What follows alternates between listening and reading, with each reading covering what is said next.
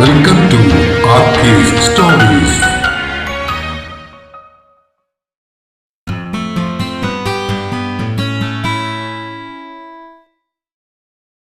രുദ്ര ഒരു പുനർജന്മ പ്രണയം ഭാഗം 15. രചനയും അവതരണവും രഘുദാസ് കാട്ടുങ്കൽ.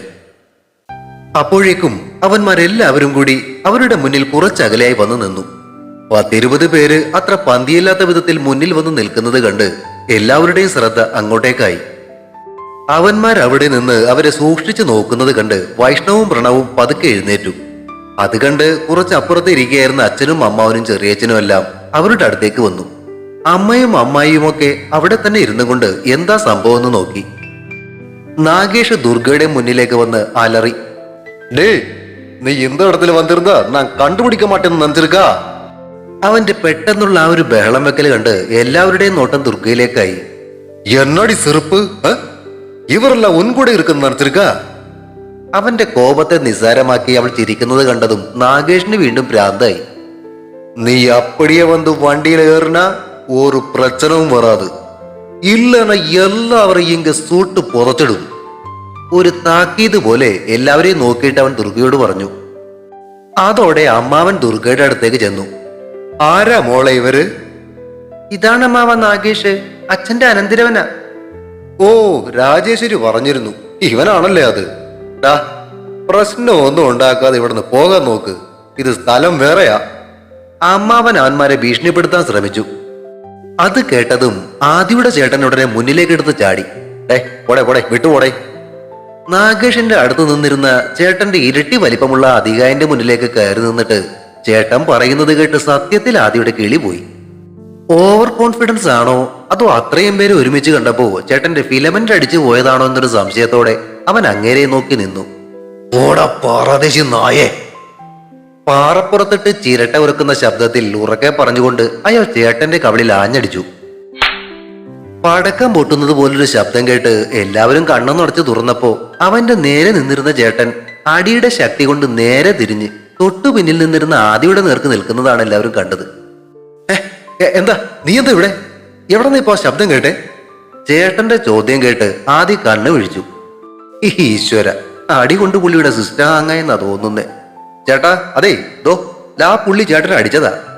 ആദി കാര്യം വിശദീകരിച്ചു കൊടുത്തു. ആര്? എന്നിട്ട് അവൻ എവിടെ? അടിച്ചിട്ട് ഓടിയാ? അവിടെ ഇതൊരു നടക്കു പോകുന്ന ലക്ഷണമില്ല ചേട്ടാ. അവൻ ഓടിയിട്ടില്ല, ദോണ്ടെ ചേട്ടന്റെ പുറകിൽ തന്നെ നിൽക്കുന്നുണ്ട്. അവൻ ചേട്ടന്റെ പുറകിലേക്ക് കണ്ണുകൾ കാണിച്ചു. ആഹാ, അത് ശരി, തല്ലിക്കഴിഞ്ഞ് പുറകിൽ പോയി നിൽക്കുന്നോടാ. ധൈര്യം ഉണ്ടെങ്കിൽ മുന്നിലോട്ട് വാടാ. ഉറക്കെ അലറിക്കൊണ്ട് ചേട്ടച്ചാർ വീണ്ടും അയാളുടെ നേരെ തിരിഞ്ഞു. ആദ്യം നോക്കുമ്പോ ചേട്ടൻ അല്പം പുറകോട്ട് മാറി ചാടി ഒരു ഫ്ലൈയിങ് കിക്ക് മുന്നിൽ നിൽക്കുന്ന ആ അസുരനെ. നേരെ വരുന്ന ഷട്ടിൽ കോർക്ക് പിടിച്ചെടുക്കുന്ന ലാഘവത്തോടെ പുള്ളി ചാടി വന്ന ചേട്ടനെ 2 കൈകൊണ്ടും പിടിച്ച് തലക്ക് മുകളിലേക്ക് ഉയർത്തിപ്പിടിച്ചു. ചേട്ടൻ അങ്ങേരുടെ തലയ്ക്ക് മുകളിൽ കിടന്ന് കൈകാലിട്ട് അടിക്കുന്നുണ്ട്. മാർഷൽ ആർട്സിന്റെ പുതിയ സ്റ്റെപ്പ് വല്ലതും ആണോ അതോ രക്ഷപ്പെടാൻ വേണ്ടി കൈകാലിട്ട് അടിക്കുന്നതാണോ ആവോ? ഇതൊക്കെ കണ്ടതോടെ അമ്മയും അമ്മായിയും ഒക്കെ കരച്ചിലായി. പോയി പൊടിക്കണോ എന്താ പോണ്ടേ? ചേട്ടനെ തലയ്ക്ക് മുകളിൽ ഉയർത്തിപ്പിടിച്ചുകൊണ്ട് തന്നെ അയാൾ കൂടെ വന്നവന്മാരോട് പറഞ്ഞു.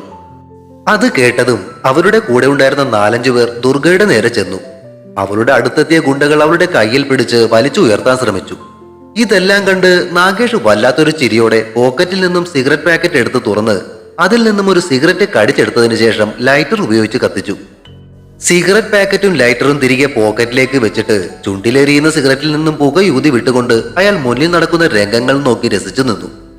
അമ്മാവനും അച്ഛനും ചെറിയച്ഛനും കൂടി ഓടിച്ചെന്ന് നാഗറാവുവിനെ പിടിച്ചു മാറ്റി ചേട്ടനെ രക്ഷിക്കാൻ നോക്കിയെങ്കിലും അയാൾ യാതൊരു കുലുക്കവുമില്ലാതെ അങ്ങനെ തന്നെ നിന്നു. പ്രണവ് അതിനിടയിൽ ഓടിച്ചെന്ന് ദുർഗയെ പിടിച്ചിരിക്കുന്നവന്മാരെ വലിച്ചു മാറ്റാൻ നോക്കി. അതിലൊരുത്തൻ പ്രണവിന്റെ കവിളിൽ ആഞ്ഞടിച്ചു. ശക്തമായ അടികൊണ്ട് പ്രണവ് ഒരു വശത്തേക്ക് തിരിഞ്ഞ് താഴേക്ക് മുട്ടുകുത്തി ഇരുന്നു പോയി. തല ഉയർത്തി നോക്കിയ പ്രണവിന്റെ വായിൽ നിന്നും ചോര വരുന്നത് കണ്ട് അമ്മായിയും അമ്മയും വൈഷ്ണവിയും കരഞ്ഞും കൊണ്ട് അവന്റെ അടുത്തേക്ക് ഓടിച്ചെന്നു. ദുർഗയെ പിടിച്ചിരുന്നവർ അവളെ വലിച്ചിഴച്ച് കൊണ്ടുപോകാൻ നോക്കിയെങ്കിലും അവൾ ഇരുന്നിടത്തു നിന്നും അവളെ ഒന്ന് അനക്കുവാൻ പോലും അവർക്ക് കഴിഞ്ഞില്ല. അത്ഭുതത്തോടെ അവരവളെ നോക്കുന്നതിനിടയിൽ ഇരുന്ന സ്ഥലത്തു നിന്നും ചാടി എഴുന്നേറ്റ അവൾ അതിവേഗമൊന്ന് ചുറ്റിത്തിരിഞ്ഞു. അടുത്ത നിമിഷം അവളെ പിടിച്ചിരുന്നവർ 4 ദിക്കിലേക്കും തെറിച്ചു പോകുന്നതാണ് എല്ലാവരും കണ്ടത്. അവളുടെ ചുറ്റിനും പച്ച നിറത്തിലുള്ള പ്രകാശകിരണങ്ങൾ രൂപപ്പെടുന്നതും പ്രകൃതിയുടെ ഭാവം മാറുന്നതും എല്ലാവരും അത്ഭുതത്തോടെ നോക്കി നിന്നു. അവളുടെ ദേഷ്യം പകർന്നെടുത്തതുപോലെ ആകാശം ഇരുണ്ട് ശക്തമായ കാറ്റ് വീശാൻ തുടങ്ങി. പച്ചവർണ്ണത്തിലുള്ള മിന്നൽ പിണരുകളാൽ വലയം ചെയ്യപ്പെട്ട് ദുർഗ ആകാശത്തിലേക്ക് പതുക്കെ ഉയരുന്നത് കണ്ട് കരയാൻ തുറന്ന വായ അതുപോലെ പൊളിച്ചു പിടിച്ച പെൺപിള്ളേരും അമ്മയും അമ്മായും ചെറിയമ്മായും ഒക്കെ ആ കാഴ്ചയും കണ്ടു നിന്നു. അവളെ തന്നെ ശ്രദ്ധിച്ചു നിൽക്കുകയായിരുന്നവർ ആദിയുടെ രൂപവും ഭാവവും മാറുന്നത് കണ്ടില്ല. നാഗറാവു കയ്യിലിരുന്ന വൈഷ്ണവിനെ ദൂരേക്ക് വലിച്ചെറിഞ്ഞു. തന്റെ വസ്ത്രത്തിൽ പിടിച്ച് വലിക്കുകയായിരുന്ന ആദിയുടെ അച്ഛനെയും അമ്മാവനെയും ചെറിയച്ഛനെയും കുടഞ്ഞെറിഞ്ഞിട്ട് നാഗറാവു ദുർഗയുടെ നേരെ തിരിഞ്ഞു. അകലേക്ക് വലിച്ചെറിയപ്പെട്ട വൈഷ്ണവ് ചെന്ന് വീണത് ആദിയുടെ കൈകളിലേക്കാണ്. താഴെ വീഴാതെ തന്നെ പിടിച്ചത് ആരെന്ന് നോക്കിയ വൈഷ്ണവ് ആദിയുടെ നീല നിറമായി മാറിയ മുഖവും ശരീരവും അവന്റെ ഭാവമാറ്റങ്ങളും കണ്ട് പേടിച്ച് കണ്ണുകൾ ഇറുക്കിയടച്ചു. അമ്മേ! ഉറക്കെ കരഞ്ഞ ചേട്ടനെ ആദി താഴേക്ക് നിർത്തി. ചേട്ടാ പേടിക്കണ്ട, ഇത് ഞാൻ തന്നെ ആദി ചേട്ടനെ ആശ്വസിപ്പിക്കാൻ ശ്രമിച്ചു. അപ്പോഴാണ് എല്ലാവരും ആദിയെ ശ്രദ്ധിക്കുന്നത്. അവന്റെ രൂപമാറ്റവും ഭാവവും കണ്ട് അറിയാതെ എല്ലാവരും നെഞ്ചിൽ കൈവച്ചുപോയി. മുന്നിൽ നിൽക്കുന്നത് നീല നിറമാർന്ന മഹാദേവൻ തന്നെയാണോ എന്ന് ചിന്തിച്ച് അറിയാതെ കൈകൾ കൂപ്പി അവന്റെ അമ്മ അടുത്ത നിമിഷം ബോധരഹിതയായി അമ്മായിയുടെ കൈകളിലേക്ക് വീണു. അന്തരീക്ഷത്തിൽ ഉയർന്നു നിൽക്കുന്ന ദുർഗയുടെ നേർക്ക് തന്റെ പുറകിൽ നിന്നും വീതിയേറിയ ഒരു വാളും വലിച്ചൂരി നാഗറാവു അലറിക്കൊണ്ട് പാഞ്ഞെടുത്തു. അവളുടെ നേരെ വീശിയ ആ കട്ടിയേറിയ വാളിനെ ഞൊടിയിടയിൽ അവർക്കിടയിലേക്ക് പാഞ്ഞു കയറിയ ആദി ഇടത് കൈകൊണ്ട് പിടിച്ചു നിർത്തി. അടുത്ത നിമിഷം ആദിയുടെ വലത്തെ കൈപ്പത്തി നാഗറാവുവിന്റെ വാള് പിടിച്ചിരുന്ന വലത് കൈയുടെ തോള് ലക്ഷ്യമാക്കി പാഞ്ഞു ചെന്നു. മൂർച്ചയേറിയ വാള് വെറും കൈകൊണ്ട് പിടിച്ചു നിർത്തിയ ആദി ഒരു സാധാരണ മനുഷ്യനല്ല എന്ന് മനസ്സിലാക്കിയ നാഗറാവു തന്റെ കൈക്ക് നേരെ വരുന്ന ആദിയുടെ കൈപ്പത്തി കണ്ട് വാളിൽ നിന്നും പിടിവിട്ട് പുറകോട്ട് ചാടി ഒഴിഞ്ഞു. സുട്ട് തള്ളടയുന്ന പോർക്കി നായ്ക്കളെ! പുറകോട്ട് ചാടി മാറി മുട്ടുകാലും കൈയും കുത്തി നിലത്തു നിന്ന നാഗറാവു തന്റെ അനുചരന്മാരെ നോക്കി അലറി. ആ അനുചരന്മാരിൽ പലരുടെയും കൈകളിൽ ഗ്ലോക്കിന്റെയും ബറേറ്റയുടെയും 9mm പിസ്റ്റലുകൾ പ്രത്യക്ഷപ്പെട്ടു. അടുത്ത നിമിഷം ആ തോക്കുകൾ ദുർഗയുടെയും ആദിയുടെയും നേരെ കാതടപ്പിക്കുന്ന ശബ്ദത്തോടുകൂടി തീ തുപ്പാൻ തുടങ്ങി. ദുർഗയും ആദിയും നിന്നിരുന്ന സ്ഥലത്ത് അവർക്കു ചുറ്റിനും തീയും പുകയും മാത്രം. പിന്നിൽ നിന്നും പെണ്ണുങ്ങളുടെ കരച്ചിൽ വീണ്ടും ഉയർന്നു. സ്റ്റോപ്പ്! പോതും നിർത്തുകടാ! എഴുന്നേറ്റ് നിന്നുകൊണ്ട് നാഗറാവ് ഉറക്കെ വിളിച്ചു പറഞ്ഞു. അത് കേട്ടവർ ഫയറിംഗ് നിർത്തി. അപ്പോഴും വീശിയടിച്ചുകൊണ്ടിരുന്ന ശക്തിയേറിയ കാറ്റിൽ പുകയും പൊടിയും മാറിയപ്പോ യാതൊരു കുഴപ്പവുമില്ലാതെ ചിരിച്ചുകൊണ്ട് നിൽക്കുന്ന ആദിയെയും ദുർഗയെയും കണ്ട് വന്നവരും നിന്നവരുമെല്ലാം കിളി പോയ പോലെ നിന്നു. ആ കാഴ്ച കണ്ട് അറിയാതെ പൊളിഞ്ഞുപോയ നാഗേഷിന്റെ വായിൽ നിന്നും സിഗരറ്റ് തന്നെ താഴേക്ക് വീണു. ആദിയുടെ കയ്യിലിരുന്ന നാഗറാവുവിന്റെ വാള് ആദ്യം ചൂടുപിടിച്ച് ചുവന്ന നിറമായി മാറുന്നതും ക്രമേണ അതവന്റെ കയ്യിലിരുന്ന് ഉരുകി കരിഞ്ഞ് ചാരമാകുന്നതും ആ ചാരം കാറ്റിൽ അലിഞ്ഞ് പറന്നു പോകുന്നതും കണ്ട് നാഗേഷ് ആ കാറ്റിലും വിയർത്തു. സിനിമയെ വെല്ലുന്ന രംഗങ്ങൾ യഥാർത്ഥ ജീവിതത്തിൽ മുന്നിൽ നടക്കുന്നത് കണ്ട് വൈഷ്ണവും പ്രണവും ഉൾപ്പെടെ എല്ലാവരും ശ്വാസം പോലും വിടാൻ മറന്നതുപോലെ കണ്ണും തള്ളി പരസ്പരം കെട്ടിപ്പിടിച്ച് നോക്കി നിന്നു. അടുത്ത നിമിഷം സർവശക്തിയുമെടുത്ത് മുന്നോട്ട് ചാടിയ നാഗറാവു ആദിക്ക് നേരെ ഒരു ഹൈലൈൻ റൗണ്ട് ഹൗസ് കിക്ക് ചെയ്തു. കണ്ണടച്ച് തുറക്കുന്ന വേഗത്തിൽ തന്റെ തലയ്ക്ക് നേരെ പാഞ്ഞു വരുന്ന നാഗറാവുവിന്റെ കാലിൽ പിടിച്ച് ആദി തൊട്ടടുത്തുള്ള മരത്തിലേക്ക് വലിച്ചെറിഞ്ഞു. അവനേക്കാൾ വലിപ്പമുള്ള നാഗറാവുവിനെ ഒരു പൂച്ചയെ എറിയും പോലെ ആദി വലിച്ചെറിയുന്നത് നമ്മുടെ കാർത്തികേയ മുതലാളി കണ്ണും തള്ളി നോക്കി നിന്നു. മരത്തിൽ ചെന്ന് നടുപടിച്ചു വീണ നാഗറാവു ബോധരഹിതനായി. അത് കണ്ട് വീണ്ടും ഫയർ ചെയ്യുവാനായി തോക്കുകൾ ഉയർത്തിയ ആ ഗുണ്ടകൾക്ക് നേരെ അപർണയുടെ കയ്യിൽ നിന്നും ആ കിരണങ്ങൾ പാഞ്ഞു. ആ മിന്നൽ പിണരുകൾ ഏറ്റ് അവരുടെ എല്ലാം തോക്കിനകത്ത് അവശേഷിച്ചിരുന്ന വെടിയുണ്ടകളിലെ വെടിമരുന്ന് തീ പിടിച്ച് പൊട്ടിച്ചിതറി. കൈപ്പത്തികൾ തകർന്ന അവരിൽ പലരും ബോധരഹിതരായി താഴെ വീണു. ആദിക്ക് തന്റെ ദേഷ്യം വർദ്ധിച്ചു വരുന്നത് പോലെ തോന്നി. സിരകളിൽ ചുട്ടുപഴുത്ത ഈയം ഒഴുകുന്നത് പോലെ അവൻ അലറിക്കൊണ്ട് താഴെ വീണുകിടക്കുന്ന നാഗറാവുവിന് നേരെ ഓടിയെടുത്തു. അന്തരീക്ഷത്തിലേക്ക് ഉയർന്ന് നാഗറാവുവിന് നേരെ കുതിച്ചു ചാടിയ ആദി അവന്റെ തല ചവിട്ടി അരക്കുവാനുള്ള ദേഷ്യവുമായി താഴേക്ക് കുതിച്ചു. പക്ഷെ താഴേക്ക് വന്നു നിന്ന ആദിയുടെ കാൽച്ചുവട്ടിൽ നിന്നും ബോധരഹിതനായി കിടന്നിരുന്ന നാഗറാവുവിന്റെ ശരീരം അപ്രത്യക്ഷമായി. അത് കണ്ട് ഞെട്ടിത്തിരിഞ്ഞ ദുർഗയുടെ ചുണ്ടുകൾ മന്ത്രിച്ചു. കൗശല്യൻ! തന്റെ ഇരയെ നഷ്ടപ്പെട്ട വേട്ടമൃഗത്തിന്റെ കൗര്യത്തോടെ ഇരു കൈകളും ചുരുട്ടി ആദ്യ മുകളിലേക്ക് നോക്കി അലറി.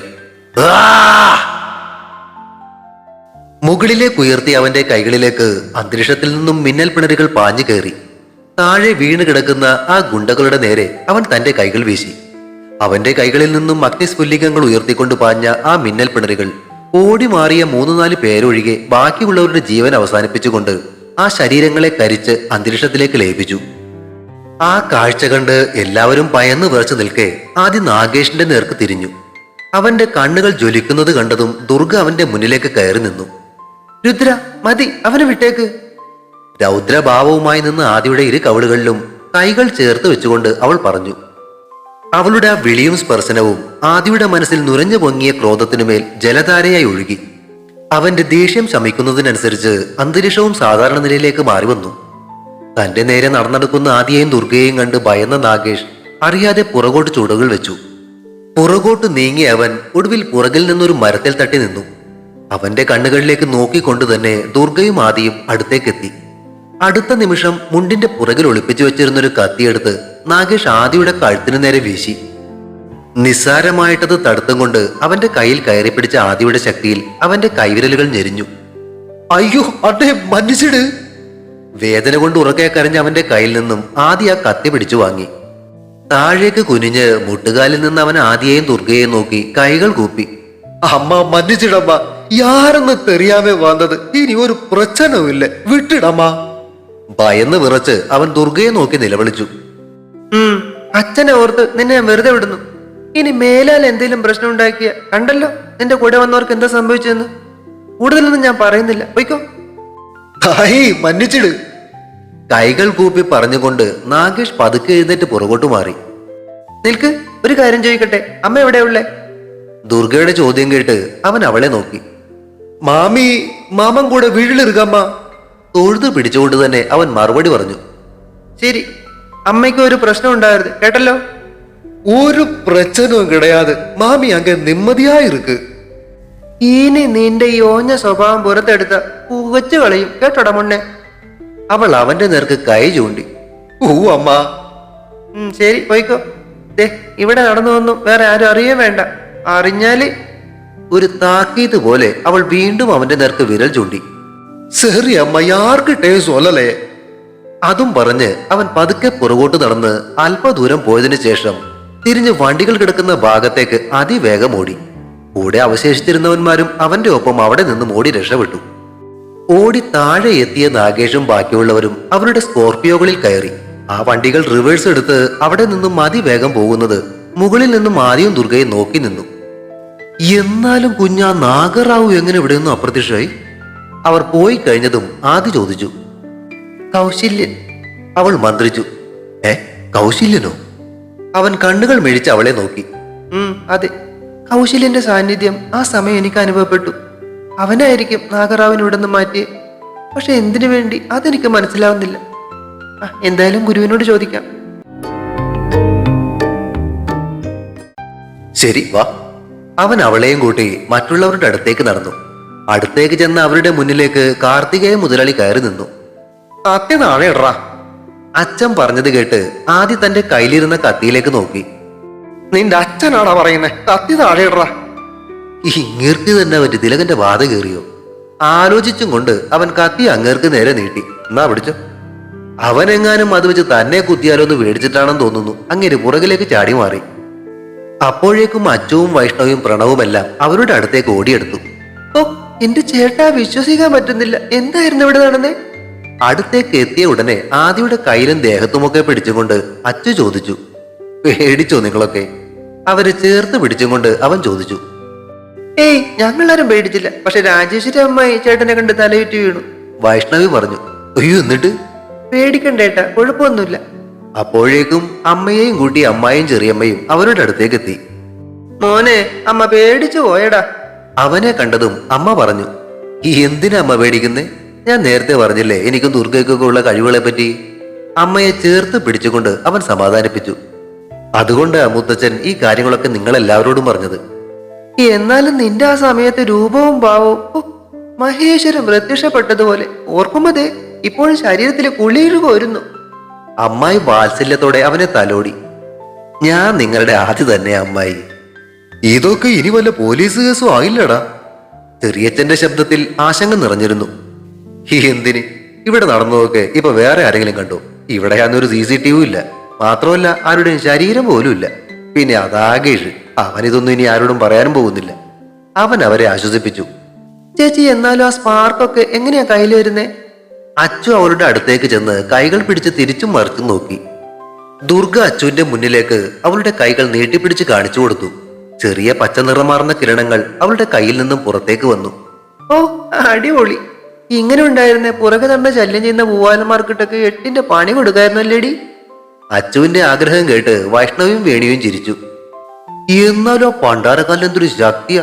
എന്നെ പൊക്കിയെടുത്തോണ്ടോ ഇല്ല ഞാൻ അവനെ ശരിയാക്കിയാനെ. സ്വബോധം വീണ്ടെടുത്ത ചേട്ടൻ പുലമ്പി. അതെന്തു പറ്റി?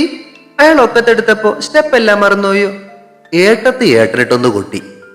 എടി, അത് പിന്നെ നിലത്ത് നിർത്തിയല്ലേ സ്റ്റെപ്പ് എടുക്കാൻ പറ്റൂ, അതാ. എന്നാലും നിനക്ക് ഇതൊക്കെ എങ്ങനെ പറ്റുന്നതാവേ?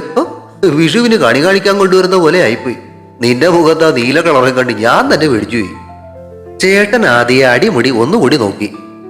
ശരി, അപ്പൊ യുദ്ധം തുടങ്ങുമ്പോ വിളിക്കാൻ പറഞ്ഞിട്ട് ഇപ്പൊ തന്നെ മേടിച്ചോ? ഊതല്ലേ എടാ, അത് യുദ്ധം തുടങ്ങുമ്പോ നമ്മൾ തയ്യാറെടുത്തല്ലേ നിൽക്കുന്നേ. ഇത് പക്ഷെ ആലോചിക്കാൻ പോലും നേരം കിട്ടിയില്ലല്ലോ. പുള്ളിക്കാര്യം പറഞ്ഞ് മനസ്സിലാക്കാൻ ശ്രമിച്ചു. പിന്നെ ആലോചിക്കാൻ നേരം കിട്ടിയിരുന്ന നിങ്ങൾ പൊളിച്ചാന് ഒന്ന് പോവാ മനുഷ്യ. ഇപ്പൊ ആദ്യമില്ലായിരുന്നെ കാണായിരുന്നു. കല്യാണത്തിന് ഫോട്ടോ വെച്ച് അതിൽ ഞാൻ മാറിയിടേണ്ടി വന്നേനെ. ഏട്ടത്തി അങ്ങരുടെ തോളത്തൊന്ന് തല്ലി. ഹലോ, എന്താ ഓർത്തോ ഉണ്ട് നിൽക്കുന്നേ? ആലോചിച്ചു നിൽക്കുന്ന വേണിയെ അച്ചു തോണ്ടി. ഒന്ന് പോയേടി, നല്ലൊരു ആശ സിനിമ കണ്ടിറങ്ങിയത് പോലെ അല്ലേടി? അച്ചുവിനുള്ള മറുപടി അവളൊരു നുള്ളു സഹിതം കൊടുത്തു. എന്തായാലും അച്ഛൻ നിങ്ങളെ കുറിച്ച് പറഞ്ഞാൽ നന്നായി. ഇല്ല, ഇതൊക്കെ കണ്ട് എല്ലാവരും ശരിക്കും പേടിച്ചേനേട്ടോ. അമ്മയുടെ അടുത്ത് നിന്ന ചെറിയമ്മ നെഞ്ചിൽ കൈവച്ചും കൊണ്ടാണ് പറഞ്ഞത്. ആ ശരി, മതി മതി, വന്നേ പോകാൻ നോക്കാം, ഇനി ഇവിടെ നിൽക്കണ്ട. അമ്മാവൻ പറഞ്ഞത് കേട്ട് കൊണ്ടുവന്ന സാധനങ്ങളെല്ലാം എടുത്തതിന് ശേഷം എല്ലാവരും കൂടി പാർക്ക് ചെയ്തിരുന്ന വണ്ടികളുടെ അടുത്തേക്ക് നടന്നു. ഇരുൾ മൂടിയ വനാന്തർ ഭാഗത്തുള്ള കൗശല്യന്റെ താവളം. കൗശല്യന്റെയും വജ്രപാതന്റെയും മുന്നിലായി അബോധാവസ്ഥയിൽ കിടക്കുന്ന നാഗറാവു. പ്രഭു, എന്തിനു വേണ്ടിയാണ് ഈ സാധാരണ മനുഷ്യനെ അവിടുന്ന് രുദ്രന്റെ കയ്യിൽ നിന്നും രക്ഷപ്പെടുത്തിയത്? വജ്രപാത ഒരു സാധാരണ മനുഷ്യനായിരുന്നിട്ട് കൂടി അവൻ രുദ്രന്റെ പ്രഹരത്തിൽ നിന്നും ഒഴിഞ്ഞു മാറിയ വേഗത നീ ശ്രദ്ധിച്ചിരുന്നുവെങ്കിൽ ഈ ചോദ്യം നമ്മോട് ചോദിക്കില്ലായിരുന്നു. ആയോധന മുറകൾ അറിയുന്നവൻ, അതിബലവൻ. ഇവനിൽ നാം നമ്മുടെ ശക്തിയുടെ ഒരു ഭാഗം കൂടി സന്നിവേശിപ്പിച്ച് രുദ്രനെതിരെ അയക്കും. അവന് ചേർന്നൊരു എതിരാളി. ആ കാട്ടിൽ മുഴുവനും കൗശല്യന്റെ ആഹ്ലാദം നിറഞ്ഞ അട്ടഹാസത്തിന്റെ ശബ്ദം അലയടിച്ചു. അതിനകമ്പടിയായി കാടിന്റെ വിവിധ ഭാഗങ്ങളിൽ നിന്നും ചെന്നായ്ക്കളുടെ ഓരിയിടൽ ഉയർന്നു. അബോധാവസ്ഥയിൽ താഴെ കിടക്കുന്ന നാഗറാവുവിന്റെ ശരീരത്തിന് നേരെ കൗശല്യൻ തന്റെ ഇരു കരങ്ങളും നീട്ടി. നാഗറാവുവിന്റെ ശരീരം അന്തരീക്ഷത്തിലേക്ക് ഉയർന്ന് കൗശല്യന്റെ മുന്നിലേക്ക് എത്തി നിന്നു. മുന്നിലേക്ക് നീണ്ട കൗശല്യന്റെ കൈകളിലെ വജ്രതുല്യമായ നഖങ്ങൾ നാഗറാവുവിന്റെ നെഞ്ചിന് താഴെ ഇരുവശത്തും കൂടി ശരീരത്തിനകത്തേക്ക് തുളഞ്ഞു കയറി. ആ കൈകളിൽ കിടന്ന് നാഗറാവു പിടഞ്ഞു. ക്രമേണ കൗശല്യന്റെ ഇരു കൈകളും കൈപ്പത്തി വരെ നാഗറാവുവിന്റെ ശരീരത്തിന്റെ അകത്തേക്ക് കയറി അവന്റെ ഹൃദയത്തിൽ സ്പർശിച്ചു. കൗശല്യന്റെ കൈകളിൽ കിടന്ന് പിടഞ്ഞുകൊണ്ടിരുന്ന നാഗറാവുവിന്റെ രൂപം ക്രമേണ മാറുവാൻ തുടങ്ങി. അവന്റെ ശരീരം ആയുധം കൊണ്ട് മുറിവേൽപ്പിക്കാൻ സാധിക്കാത്ത വിധത്തിൽ കാഠിന്യമുള്ളതായി മാറി. ഇരു കൈകളിലും ഐസുകൾ കൊണ്ട് തീർത്ത ശൽക്കങ്ങൾ രൂപപ്പെട്ടു. ശരീരം കൂടുതൽ വലിപ്പമുള്ളതായി മാറി. കൗശല്യൻ തന്റെ കൈകൾ നാഗറാവുവിന്റെ ശരീരത്തിൽ നിന്നും പുറത്തേക്കെടുത്തു. തനിക്ക് പുതിയ രൂപവും ശക്തികളും നൽകിയ കൗശല്യന്റെ മുന്നിൽ വിധേയനായി നാഗറാവു അബോധാവസ്ഥയിൽ നിന്നും ഉണർന്നു. 8 അടിയോളം ഉയരവും അതിന് തക്ക വലിപ്പവുമുള്ള ആ ഭീകരരൂപം കൈകൾ ഉയർത്തി അട്ടഹസിച്ചു. നാഗറാവു, തയ്യാറായിക്കൊള്ളുക. നിന്നെ പരാജയപ്പെടുത്തി രുദ്രനെ നേരിടുവാൻ ഇപ്പോൾ നാം നിന്നെ പ്രാപ്തനാക്കിയിരിക്കുന്നു. അതിനുള്ള സമയം അടുത്തു തന്നെ സമാഗതമാകും. തയ്യാറായിരിക്കുക. ശരി പ്രഭു. ദിഗന്ധങ്ങൾ മുഴങ്ങുന്ന ശബ്ദത്തിൽ മറുപടി പറഞ്ഞതിന് ശേഷം നാഗറാവുവിന്റെ ആ പുതിയ രൂപം വനാന്തർ ഭാഗത്തേക്ക് നടന്നു പറഞ്ഞു. വജ്രപാത, പൂജയ്ക്കുള്ള ഒരുക്കങ്ങൾ തുടങ്ങണം. അടുത്ത 41 നാൾ കഠിനമായ പൂജയായിരിക്കും. ആവാഹന കർമ്മങ്ങൾക്കുള്ള ഒരുക്കങ്ങളും നടക്കണം. അപ്പോഴേക്കും നമുക്ക് പിന്നിൽ അണിനിരക്കാൻ ഇരുട്ടിന്റെ ശക്തികൾ മുഴുവനും എത്തിച്ചേരും. ശരി പ്രഭു, അടിയനെല്ലാം ഇന്ന് തന്നെ ഒരുക്കിയേക്കാം. വജ്രപാതൻ കൗശല്യന്റെ മുന്നിൽ തൊഴുതു നിന്നു. ശരി. കൗശല്യൻ സാവധാനം പുകച്ചുരുളുകളായി മാറി ആ വൃക്ഷത്തിന്റെ അകത്തേക്ക് അപ്രത്യക്ഷനായി. തുടരും. രുദ്ര അടുത്ത ഭാഗം ഉടൻ പ്രതീക്ഷിക്കുക. സബ്സ്ക്രൈബ് ചെയ്യാത്തവരുണ്ടെങ്കിൽ ദയവായി സബ്സ്ക്രൈബ് ചെയ്ത് സപ്പോർട്ട് ചെയ്യണേ. കഥയ്ക്ക് അഭിപ്രായങ്ങളും ലൈക്കുകളും ഹൈപ്പും ഒക്കെ നൽകുന്നതിനോടൊപ്പം തന്നെ കഥയുടെ ലിങ്ക് കഴിയുന്നവർക്കൊക്കെ ഒന്ന് ഷെയർ ചെയ്തുകൂടി കൊടുത്തേക്കണേ. താങ്ക്